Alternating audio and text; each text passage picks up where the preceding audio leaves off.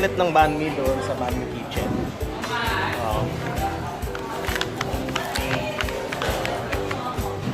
From ano daw, from corn yung satay stuff. So, hindi ko alam kung anong meron siya eh.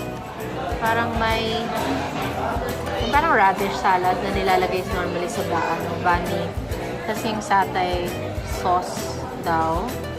And then, ano ba to? Tofu? Oh, yes. Hindi, ito sa ilalim. Tofu yata. Sa vegetarian daw to. So,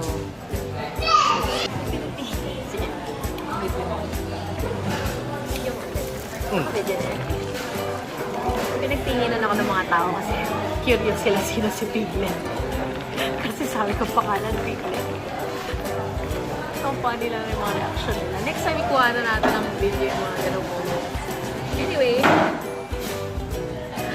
hindi naman siya masarap.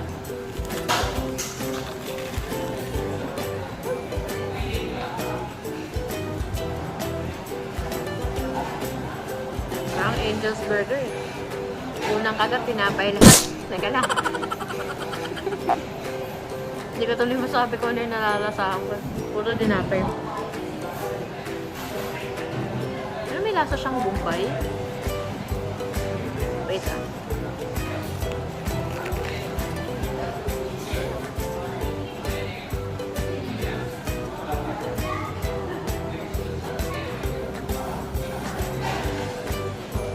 Masarap naman siya.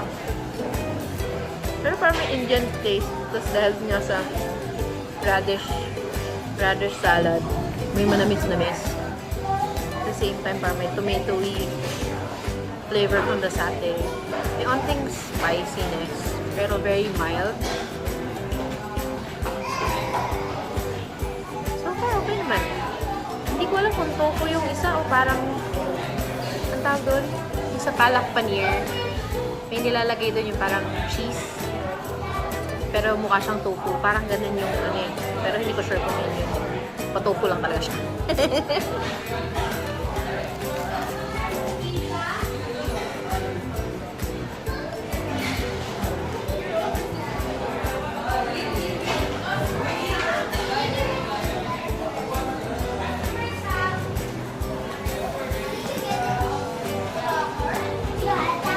Texture niya eh.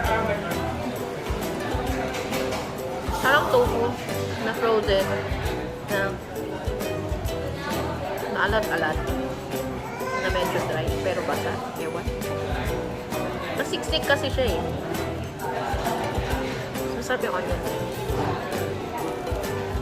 So, yun nga. Tagal ko na kasi hindi nag-food vlog and mag-try ng mga vegetarian stuff sa iba-ibang lugar.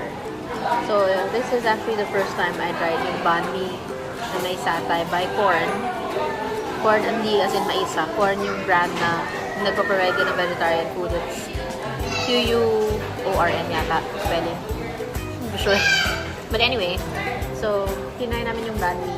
That's like half of the sandwich was about $149. Yung half ng banh mi. Tapos, pagkabuo, $249. Tinry lang namin. So, we got the half size na. So far, yun lang. Okay naman siya. If you guys wanna try it. Medyo kakaiba yung flavor, pero masarap. So, that's it. Hopefully, next time, you'll see my other vlogs. Bye!